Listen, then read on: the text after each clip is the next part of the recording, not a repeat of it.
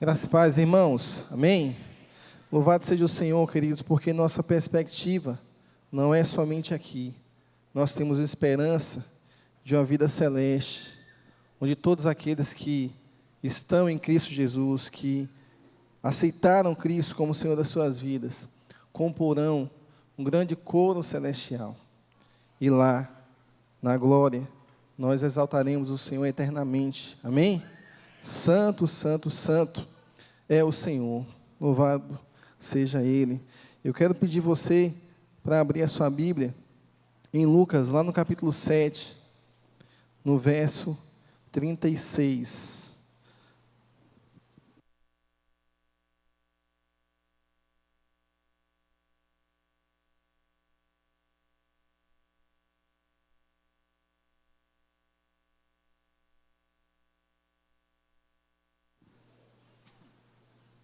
Vou pedir para você que tem alguém do seu lado que não está com a Bíblia, por favor, compartilhe com essa pessoa, esse nosso querido visitante, a palavra do Senhor.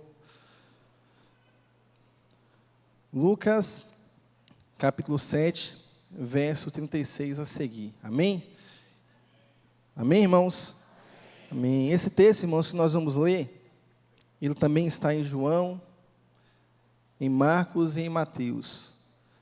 E ao passo que a gente for comentando sobre esse texto bíblico, eu vou considerar também essas passagens. João 12, verso 1 a seguir, Marcos 14, verso 1 a seguir, e Mateus 26, verso 6 a seguir. Mas vamos ler Lucas 7, verso 36. Diz assim: E rogou-lhe um dos fariseus que comessem com ele.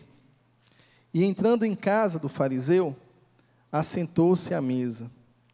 E eis que uma mulher da cidade, uma pecadora, sabendo que ele estava à mesa em casa do fariseu, levou um vaso de alabastro com unguento. E estando por detrás, aos seus pés, chorando, começou a regar-lhe os pés com lágrimas, e enxugava-los com os cabelos da sua cabeça, e beijava-lhe os pés, e ungia-los com unguento. Quando isso viu o fariseu que o tinha convidado, falava consigo, dizendo: Se este homem fora profeta, bem saberia quem e qual é a mulher que lhe tocou, pois é uma pecadora. E respondendo Jesus, disse-lhe: Simão, uma coisa tenho a dizer-te. E ele disse: Dize-a, mestre. Um certo credor tinha 2 devedores. Um devia-lhe 500 dinheiros e outro 50. E não tendo eles com que pagar, perdoou-lhes a ambos. Dize, pois, qual deles o amará mais? E Simão respondendo disse: Tenho para mim que é aquele a quem mais perdoou. E ele lhe disse: Julgaste bem. E voltando para a mulher, disse a Simão: Vês tu esta mulher? Entrei em tua casa e não me deste água para os pés. Mas esta regou-me os pés com lágrimas e os enxugou com os cabelos de sua cabeça. Não me deste ósculo, mas essa, desde que entrou, não tem cessado de me beijar os pés. Não me ungiste a cabeça com óleo, mas esta ungiu-me os pés com unguento. Por isso te digo que os seus muitos pecados lhe são perdoados, porque muito amou. Mas aquele a quem pouco é perdoado, pouco ama. E disse-lhe a ela: Os teus pecados te são perdoados. E os que estavam à mesa começaram a dizer entre si: Quem é este que até perdoa pecados? E disse a mulher: A tua fé te salvou. Vai-te em paz. Amém. Irmãos,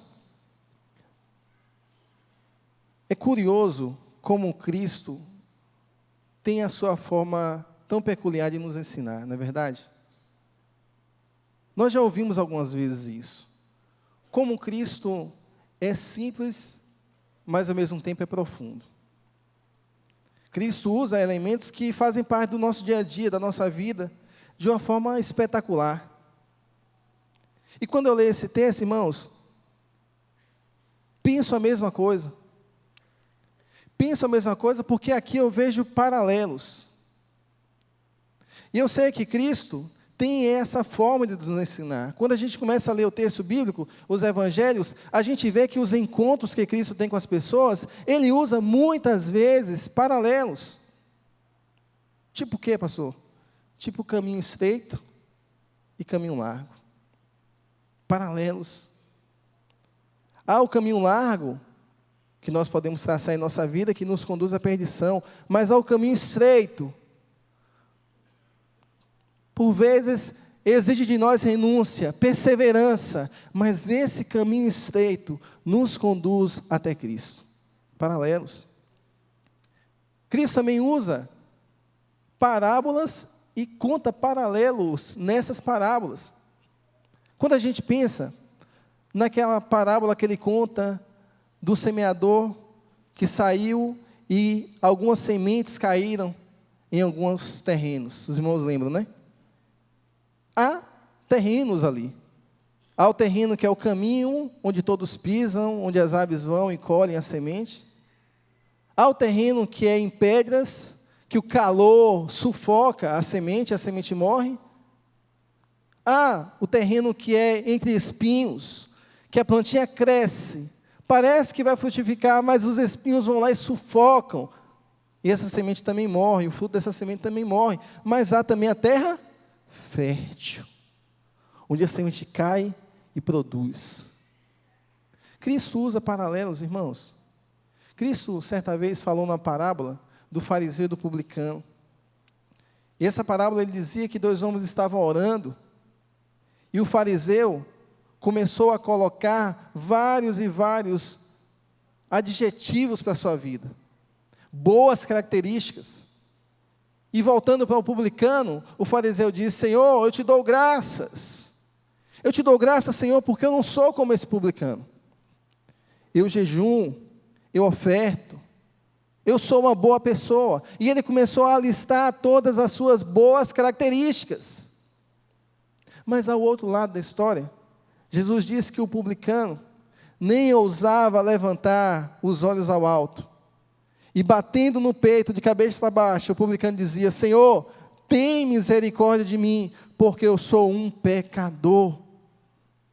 É curioso esse paralelo, porque Jesus diz que a oração que é ouvida não é do fariseu que se exalta, que lista uma série de boas qualidades que ele tinha.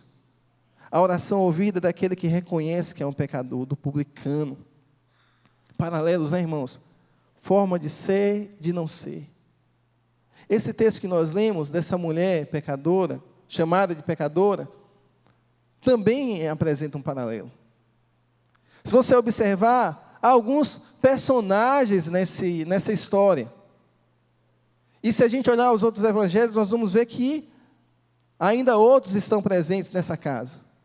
Mas esse texto de Lucas nos aponta de forma muito clara que há Simão, o dono da casa, na qual Cristo janta, e há a mulher, Maria.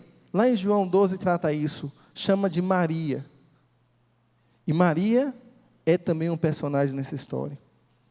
Mas esse texto nos mostra formas diferentes de viver. Há a forma certa de agir e a forma equivocada de agir. Essas duas personagens, irmãos, nos falam sobre isso. Porque Maria age diante de Jesus de forma completamente contrária a Simão. Vamos perceber isso? Observe o texto. O texto diz, irmãos, lá a partir do verso 36, que um fariseu chama Jesus para jantar em sua casa. Quem é esse fariseu? É Simão. E é interessante, irmãos, porque isso acontece em Betânia, nos arredores de Jerusalém, uma grande cidade. E nós não sabemos quantas pessoas estão na casa de Simão. O texto bíblico não fala disso, mas presta atenção. Dá para a gente supor que há uma grande quantidade de pessoas nessa casa. Porque nós estamos falando de uma grande cidade. E nós estamos falando, irmãos, de um grande evento nessa cidade. Jesus entrar na casa de um fariseu era um grande evento. E esse fariseu, ele deveria estar e poderia estar muito feliz ou muito orgulhoso de ter a presença de Cristo na sua vida, de ter a presença de Cristo em sua casa. Os outros evangelhos dizem, irmãos, que Judas Iscariotes está nessa casa, que Lázaro, que Cristo havia ressuscitado há pouco tempo, está nessa casa, que Marta está servindo à mesa e que Maria entra nessa casa. João 12, verso 2 a seguir diz isso. Mas a gente precisa perceber um pouco de como é então receber Jesus em casa para Simão. Jesus é um mestre, Jesus é um rabi, e Simão parece que abre as portas da sua casa, porque muitas pessoas estão nela. Judas está lá, Lázaro está, Marta está, e Maria, alguém que o texto bíblico diz que não era bem vista, alguém que o texto bíblico diz que era uma pecadora. Alguns estudiosos apontam ela como uma prostituta. E o próprio Simão diz que se Jesus soubesse, se Jesus fosse um profeta, saberia quem está tocando nela. Ela é uma pecadora. Será que a gente não dá para entender, irmãos, que Maria não era bem vista naquele lugar? Deixa eu contar uma coisa para você. Maria não tinha convite. Maria foi para a casa de Simão sem convite. Ela foi uma espécie de penetra. Você conhece, irmãos? Penetra? Chega na casa sem convite e entra. Mas tem uma razão para entrar. Agora pense você. Se Maria entrou sem convite, ela entrou por quê? Porque a porta estava aberta. E se a porta estava aberta, qualquer um podia entrar. É curioso isso. Parece que Simão quer mostrar para as pessoas que Jesus está na sua casa. Tem algo de ruim receber Jesus em casa, irmãos? Não. Se eu dissesse para você hoje, olha, Jesus tem a oportunidade de hoje entrar na sua casa, você ficaria feliz ou não? Eu ficaria feliz. E se você dissesse assim, olha, hoje eu tenho a oportunidade de aceitar Jesus no meu coração, dele entrar em minha vida, como o texto bíblico diz, eis que estou à porta e bato. Aquele que abrir, eu entrarei, cearei com ele e ele comigo. É uma alegria poder receber Jesus em nossa vida. É uma alegria poder receber Jesus no nosso coração. É uma alegria ter como nosso convidado Jesus em nossa casa. E sentar à mesa com ele deve ser uma grande alegria. Então não há nada de errado em Simão receber Jesus na sua casa. O que há de errado é como Simão recebe Jesus em casa. Isso é que é curioso. Porque o próprio Senhor Jesus diz que Simão não lhe oferece água para os pés. Costume básico daquela época, irmãos. O próprio Senhor Jesus diz que Simão não lhe oferece o óleo para ungí-lo. Estudiosos também apontam que isso, culturalmente, era algo básico para aquele que queria receber bem alguém em casa. A unção, a bênção de Deus, esse era o desejo de quem recebia em casa alguém. Que aquela pessoa fosse abençoada, mas Simão não faz isso com Cristo. Algo mais interessante também, irmãos, que Simão também não dá um ósculo santo, um beijo, ou na mão, ou na face de Jesus, expressando o carinho, o respeito, a consideração pelo mestre. Simão não faz nada disso. Imagine você, vamos receber Jesus em casa, vamos, o que a gente faria hoje, irmãos? Deixaria a casa arrumada? Você vai receber Jesus na sua casa desarrumada? Você se organizaria, você colocaria uma bela mesa, não colocaria? Faria de todo o seu esforço para ter uma bela mesa, porque afinal de contas Jesus estaria na sua casa hoje. Você estaria extremamente atento ao que Ele falaria com você, ou não? Mas irmãos, é curioso, Simão não faz nada disso. Simão não arruma a casa, Simão não põe a mesa, Simão não está atento ao que Jesus está fazendo ali. Parece, irmãos, que Simão está interessado em mostrar apenas que Jesus está em sua casa. Por isso ele abre as portas e diz, olha, as portas da minha casa estão abertas. Qualquer um pode vir, para que saibam que Jesus está na minha casa.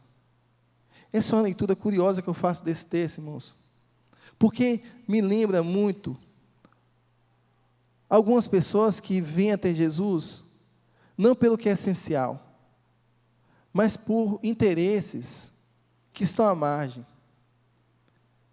Simão tinha toda a oportunidade naquele dia ouvir Jesus falar ao seu coração e receber Jesus com todo amor e carinho, mas ele opta por não recebê-lo assim. O texto da crucificação diz algo parecido. Diz que Jesus, quando foi crucificado, havia salteadores ao seu lado, não é verdade, irmãos? E o texto diz que um salteador se dirige a Jesus Cristo e diz o seguinte: olha, se o Senhor é o Filho de Deus, se o Senhor é o Messias, desce da cruz, salva-te a ti mesmo e nos salva. O outro vira para o salteador e diz: olha, você não sabe o que você está falando. Nós estamos na cruz porque nós merecemos. Os nossos atos nos conduziram até a cruz, mas Ele nada fez para que estivesse nessa cruz. E ele volta-se para Jesus e diz: Senhor, eu só te peço uma coisa, lembra-te de mim quando entrares no teu reino. E o que Jesus diz a ele, irmãos? A ti te digo que hoje mesmo estarás comigo no paraíso. É curioso isso, irmãos, porque ambos têm a oportunidade de ter Jesus, mas a motivação é equivocada. O primeiro salteador quer ter Jesus para se livrar do seu problema mais imediato. Então, qual é o problema mais imediato do primeiro salteador? É a cruz. Então ele diz: Senhor, se o Senhor pode salvar a si mesmo, então me desce da cruz também. Eu sigo minha vida e o Senhor segue a sua vida. Eu só quero descer da cruz. Esse é o meu problema. Se o Senhor fizer isso, me livrar desse problema imediato, eu fico satisfeito, sigo minha vida e o Senhor segue a sua vida. Conhece gente assim, irmãos? Que quer Jesus para satisfazer os seus desejos imediatos. E essa satisfação não gera um compromisso lá à frente na sua vida? Para um problema superficial, uma solução superficial. Mas o outro salteador enxerga muito além, ele vai mais profundo. Ele sabe que a cruz é algo que ele merecia. E sabe, talvez, que a cruz fazia parte da sua vida, porque os seus atos conduziram ele até aquela crucificação. Mas ele não pede para ser liberto da cruz. Ele pede além.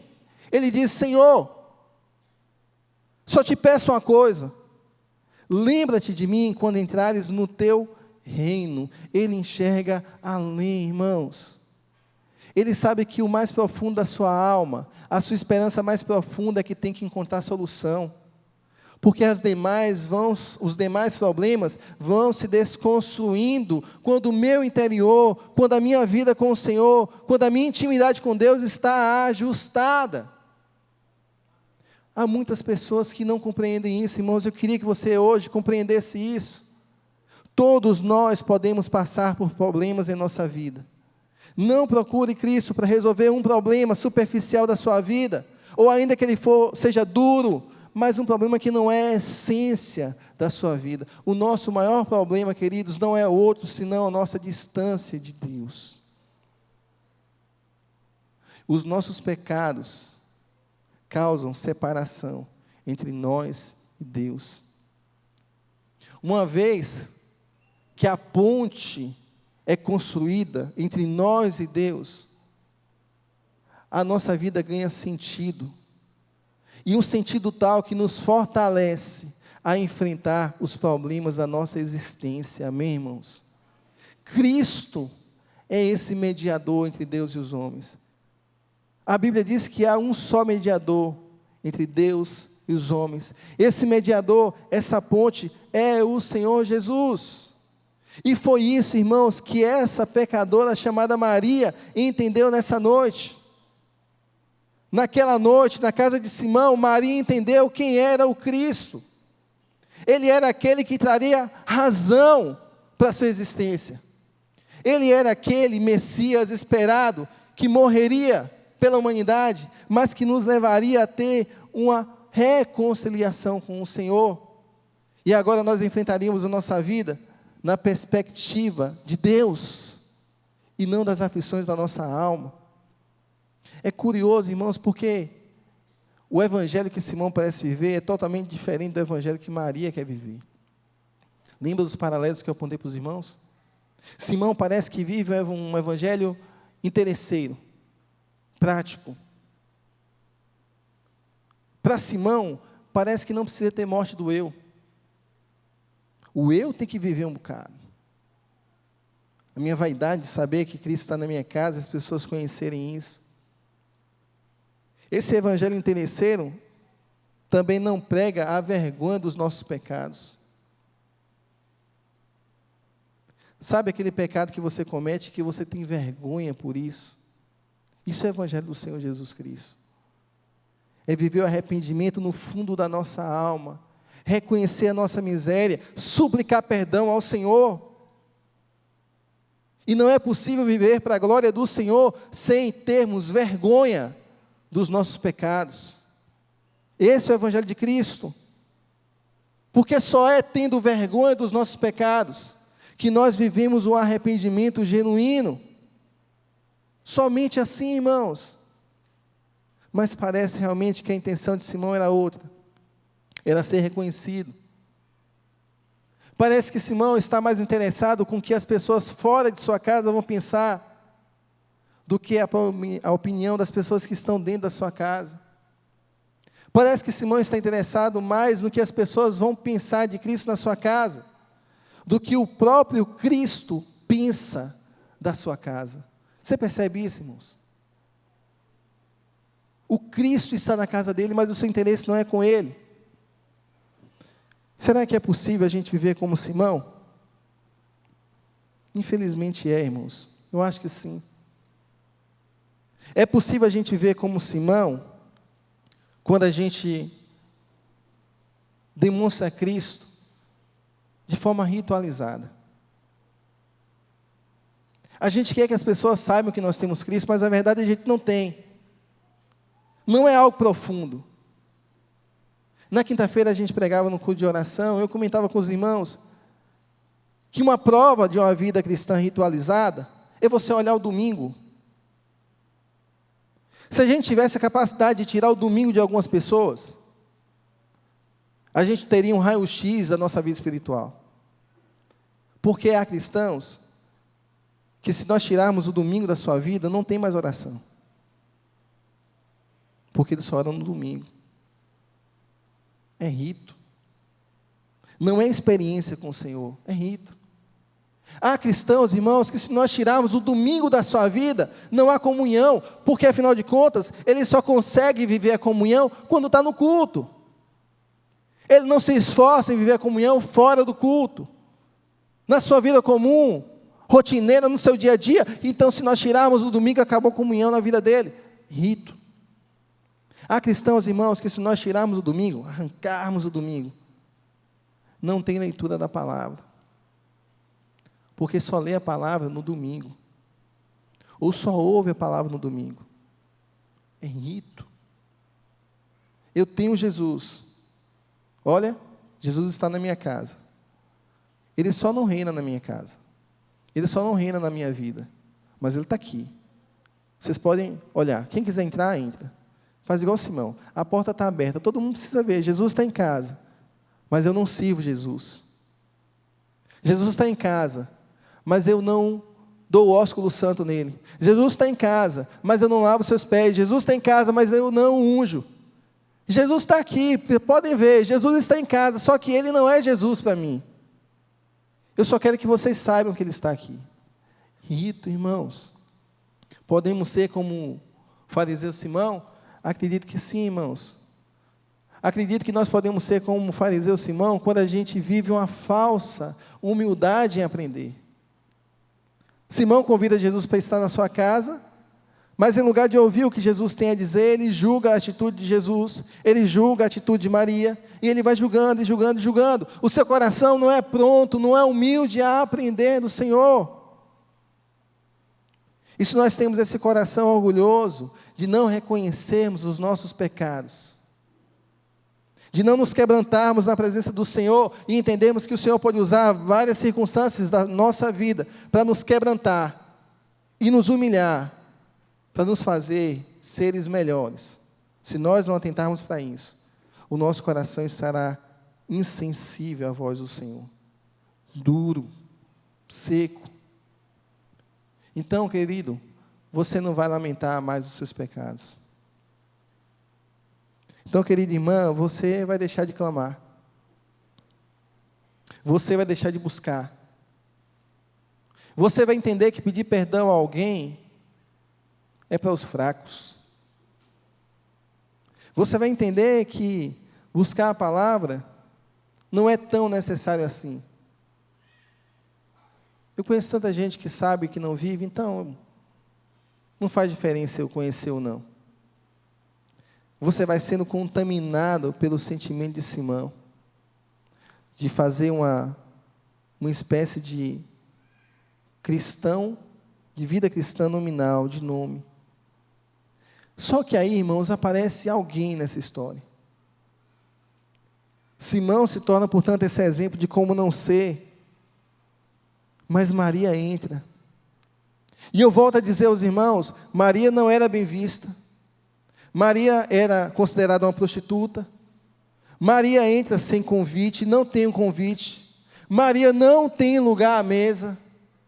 Mas Maria sabe qual é o seu lugar. O seu lugar é aos pés do Senhor Jesus Cristo. E por isso ela chega. Ela não está interessada se tem convite ou não, se tem lugar à mesa ou não. O seu lugar está aos pés de Cristo. Talvez, irmãos, muitos de nós precisamos aqui aprender nessa noite que em tempo de crise, e a crise que tanto nós ouvimos, que é a crise social, nacional, mas também há muita crise existencial, muita crise interior. Em qualquer tempo de crise, nós precisamos aprender com Maria. No momento da insegurança, ou no momento da segurança, o nosso lugar é aos pés do Senhor Jesus. No momento da crise, adore ao Senhor Jesus. No momento em que ninguém abrir porta para você, esteja aos pés do Senhor Jesus. No momento que você não tiver convite, que você não tiver lugar à mesa, no momento em que as pessoas taxarem você, que as pessoas excluírem você, aprenda com Maria. Esteja aos pés do Senhor Jesus. Qual é a sua realidade hoje, querido? Qual é a sua realidade hoje, querida? O que acontece nessa casa, irmãos, precisa mexer com o nosso coração. Não é possível a gente ver um exemplo como o de Maria e não sermos tocados por isso. O próprio Senhor Jesus Cristo disse que o exemplo de Maria, onde o Evangelho fosse pregado, seria também acompanhado desse exemplo de Maria. Todas as pessoas ouviriam sobre isso, de tão marcante que foi. Se Maria chega aos pés de Jesus, se prostra aos pés de Jesus, e quebra o vaso de alabastro, ungindo Jesus, é porque ela viu algo que os outros não viram. Se ela foi capaz de romper o vaso de alabastro, aquilo que era tão precioso, e os outros o acusaram ela, porque considerou um desperdício, como Judas Iscariotes diz, foi um desperdício. Ou então os outros acusaram ela porque ela havia tocado no mestre enquanto pecadora. Se ela fez isso, irmãos, é porque é algo de curioso. Eu queria que você abrisse sua Bíblia, irmãos, lá no verso, em Marcos 14, verso 8. Marcos 14, verso 8. Por favor, abra sua Bíblia nesse texto.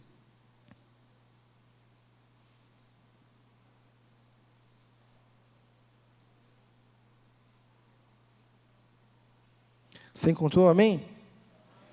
Marcos 14, verso 8. O próprio Senhor Jesus Cristo diz que Maria, essa mulher taxada, excluída, derramou o perfume no meu corpo antecipadamente, preparando para o sepultamento. Maria conseguiu enxergar, irmãos, algo que os fariseus, doutores da lei, conhecedores da religião, não conseguiam enxergar. Maria antecipa, com esse gesto de ungir Jesus com nardo, a própria crucificação de Jesus, a morte de Jesus e a ressurreição de Jesus. Sabe o que Maria está vendo? Maria está vendo diante de si o Mestre, o Senhor, o Messias. E é por isso que ela entrega tudo o que ela tem de mais precioso, tudo o que ela tem de mais valioso. Quando Maria quebra o vaso, ela não só está rompendo com algo de valor para a sua vida, Maria está quebrando seu coração diante do Senhor. É isso que Maria nos dá como exemplo de vida. Mas os fariseus não veem isso. Os fariseus taxam ela de alguém que desperdiça algo. O texto de João 12, verso 5, Judas Iscariotes diz: por que este perfume não foi vendido e dado aos pobres? Seriam 300 denários. Maria não está interessada no quanto isso vale. Maria está interessada no que isso representa para ela mesma, no símbolo que isso tem. O seu valor é muito mais íntimo, é muito mais pessoal. Ela está dizendo para o Senhor que tudo que ela tem, ela entrega a Ele. Tudo que ela é, ela entrega a Ele. Por isso Maria dá o seu melhor. O que a gente tem dado ao Senhor, irmãos? Será que a gente tem agido por vezes como fariseu? Questiona o esforço, não vale a pena. Questiona a dedicação ao Senhor. Coloca em segundo plano a nossa vida com Ele. Impõe barreiras, limites, para uma vida totalmente entregue do nosso coração. O quanto você calcula para servir ao Senhor? O quanto na sua vida você calcula para se entregar ao Senhor? Judas cria uma justificativa. Ele não está interessado no valor a dar aos pobres. O texto bíblico diz que ele está interessado, em João 12 também, ele está interessado sim em tomar para si esse valor. Judas diz que é um desperdício. E eu fico a imaginar, se Maria pudesse responder a Judas, como é que Maria responderia? Me permita aqui, irmãos, imaginar uma resposta de Maria. Talvez quando Judas dissesse a Maria: Maria, foi um desperdício quebrar o vaso de alabastro. Para que isso, Maria? Poderia ter dado aos pobres. Talvez Maria respondesse o seguinte: Judas, sabe o que é desperdício? Desperdício é quando nós temos uma espiritualidade egoísta. Isso é desperdício.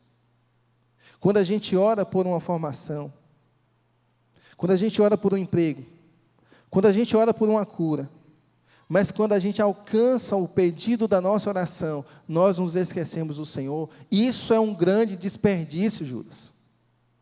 Desperdício é quando nós, irmãos, oramos para que sejamos aprovados no vestibular da vida. E você então adentra a universidade, cheio de esperança, cheio de vontade, e ora ao Senhor e recebe essa bênção de ser sim aprovado. E você entra na universidade e antes que você chegue à metade do curso da universidade, o seu coração já não está mais no Senhor, porque afinal de contas, há coisas mais importantes a serem tratadas. Isso é um grande desperdício. Desperdício é quando nós oramos por um emprego, por uma cura, por uma restauração em nossa família. Quando nós oramos para que algo no nosso coração, no íntimo nosso, seja resolvido. E ao passo que o Senhor nos dá essa graça, nós não voltamos e agradecemos ao Senhor. Nós não voltamos e honramos ao Senhor. Isso é um desperdício. Desperdício é quando Deus te dá a oportunidade, irmão, de levantar o recurso na sua vida, e você não se envolve no reino do Senhor. Desperdício é quando nós nos reunimos, mas nos reunimos sem amor. É um grande desperdício. Quando nós temos um dom, e nós não exercitamos esse dom com amor ao Senhor, com amor à igreja do Senhor, isso também é um grande desperdício. Agora, aqueles que pensam como Simão não enxergam isso. Não enxergam que estão perdendo a vida. Somente aqueles que se veem como Maria pecadora, dependente do Senhor, que precisa da graça do Senhor, somente esses conseguem enxergar e conseguem se arrepender. Eu ouvia falar sobre arrependimento, irmãos, e encontrei algo extremamente curioso para mim. 2 etnias indígenas, que no seu vocabulário, o termo arrependimento, tem um significado muito profundo. A primeira etnia é a Quechua, uma etnia indígena da Guatemala. Sabe o que significa arrependimento para ela? Para essa etnia, arrependimento significa dói em meu coração. Para eles, se arrepender é sentir uma dor no coração. E porque dói, eu volto atrás. Mas há uma outra etnia, a Baoli, no interior da África. Para essa etnia, Baoli, arrependimento significa o seguinte: dói tanto que eu quero desistir disso. Interessante, irmãos. Para eles, arrependimento é algo que dói tanto que eu quero desistir disso. Eu acho que isso representa muito Maria. Maria entende que está doendo tanto, que ela precisa tanto do Mestre, que ela tem tanto que se render ao Mestre, que a sua entrega é urgente. Não interessa os limites que estão me colocando, eu vou aos pés do Mestre. Não me interessa que circunstância eu vou, não me interessa o que as pessoas vão pensar de mim, não me interessa se eu vou ser bem aceito ou não naquela casa, o meu interesse é estar aos pés do Mestre.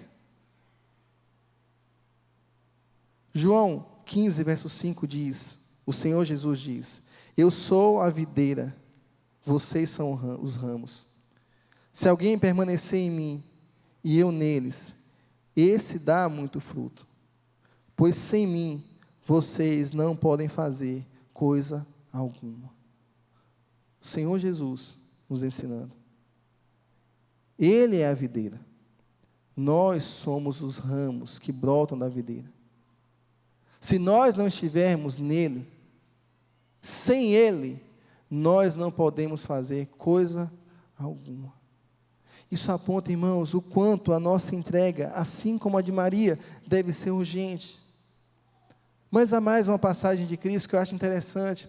Mateus 11, 28, 30, ele diz: venham a mim, todos os que estão cansados e sobrecarregados, e eu lhes darei descanso. Tomem sobre vós o meu jugo e aprendam de mim, que sou manso e humilde de coração, e vocês encontrarão descanso para as suas almas, pois o meu jugo é suave e o meu fardo é leve.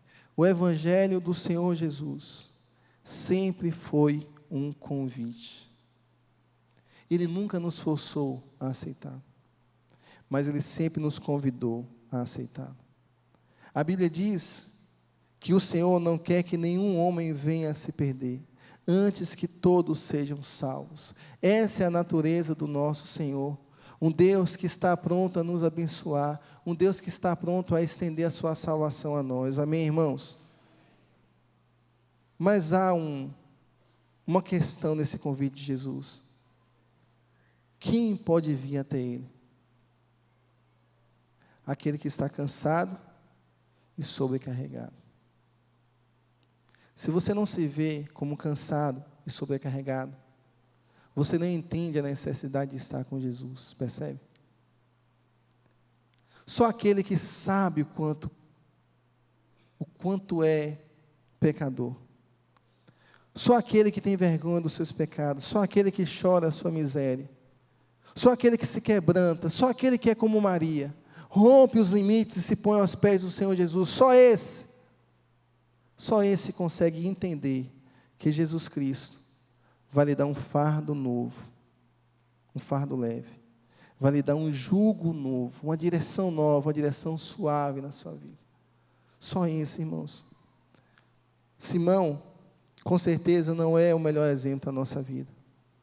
Maria, sim. Maria é o exemplo que o texto bíblico nos ensina nessa noite. E é uma canção muito bonita, irmãos, que fala sobre essa entrega de Maria.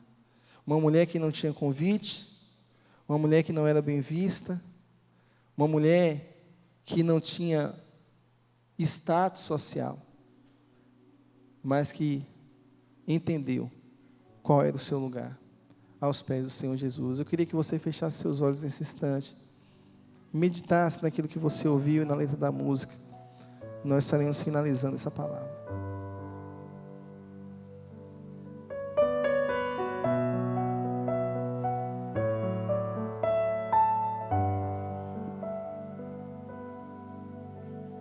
Tudo que eu tenho a te ofertar é um quebrantado coração. Eu queria ter muito, muito mais, mas tudo que eu tenho é um quebrantado coração.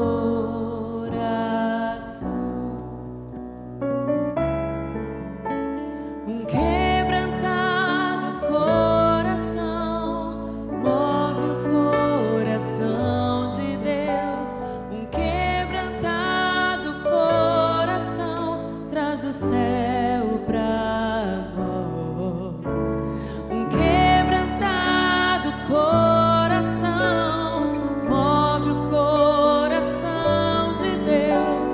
Um quebrantado coração traz o céu pra nós.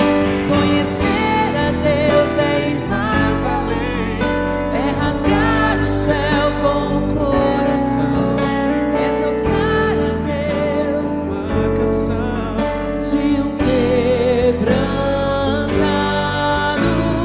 coração. Um quebrantado coração move o coração de Deus. Um quebrantado coração traz o céu pra nós. Um quebrantado coração move o coração de Deus. Um quebrantado coração traz o céu pra nós. Move o coração de Deus.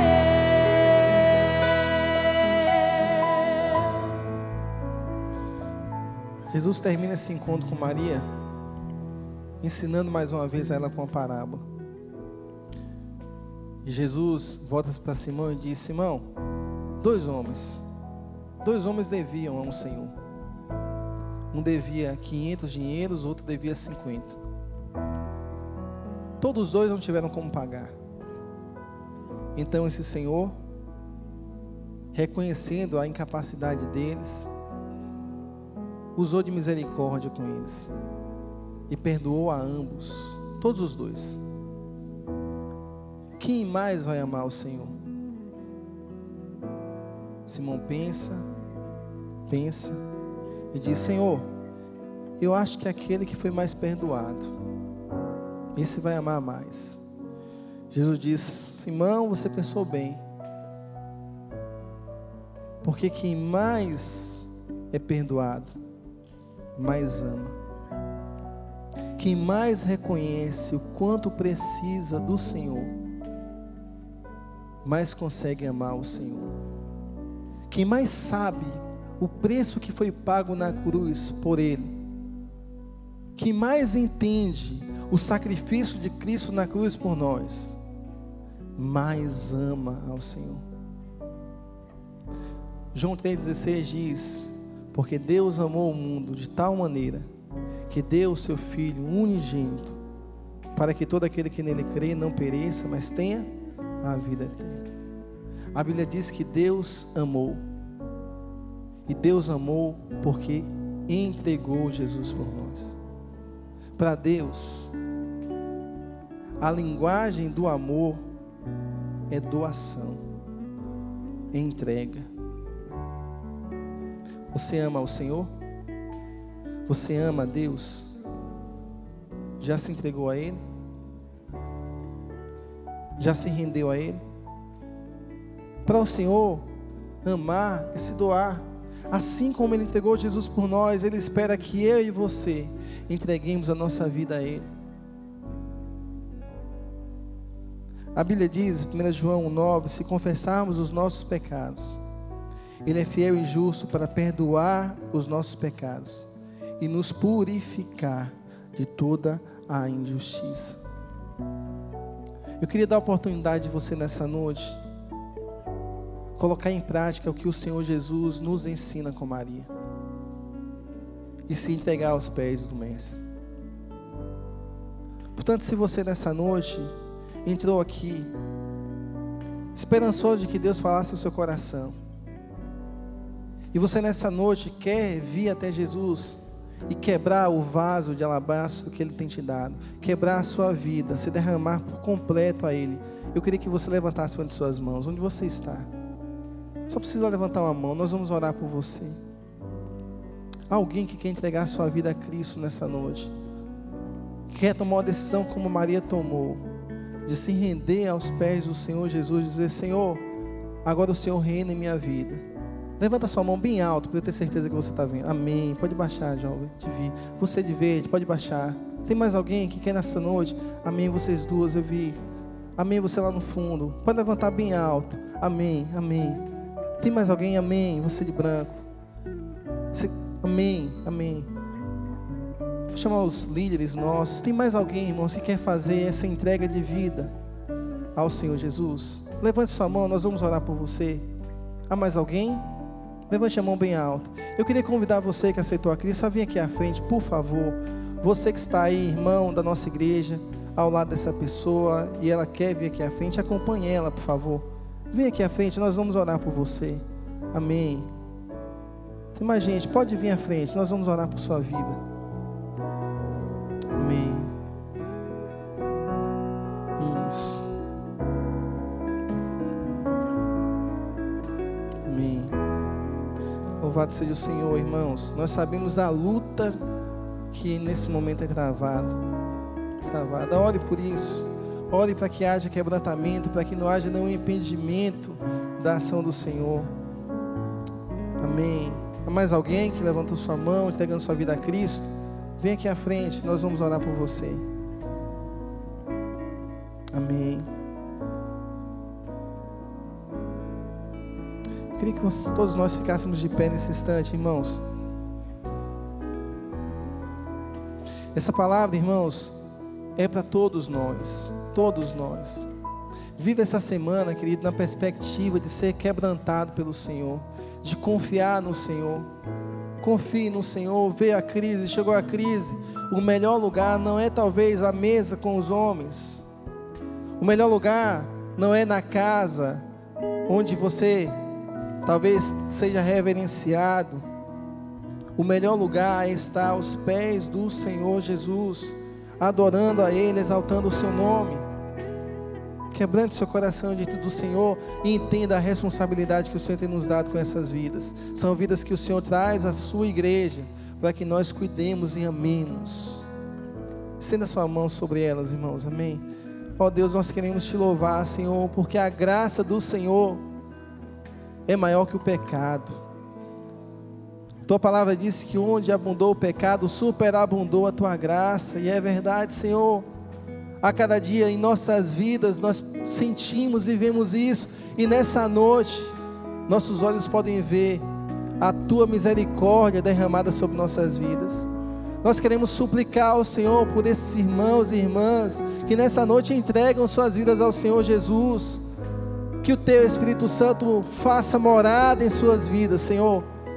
Que, ó Deus, nenhuma investida do mal prevaleça, mas eles sejam fortalecidos na Tua presença, hoje e para sempre.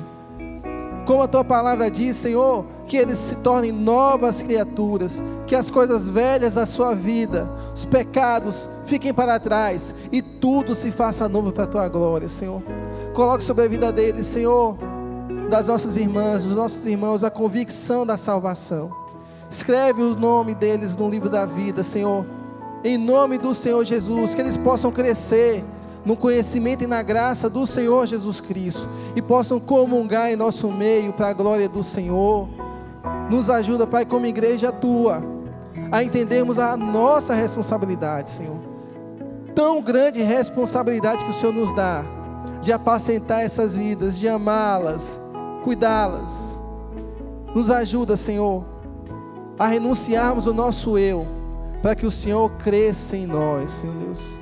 Nós suplicamos por nossa semana, que seja uma semana debaixo da Tua direção, da Tua proteção, Senhor. Que a graça do Senhor não se afaste do nosso meio, da nossa casa. Nós suplicamos a bênção sobre os nossos filhos, sobre os nossos, Senhor, o nosso lar. E pedimos ao Senhor que o Teu maravilhoso amor, que a Tua maravilhosa graça e a consolação em comunhão do Teu Espírito Santo esteja sobre todo o Seu povo, espalhado sobre toda a face da terra, agora e para todos sempre. Amém e amém. Louvado seja o Senhor, irmãos. São dispensados. Deus abençoe.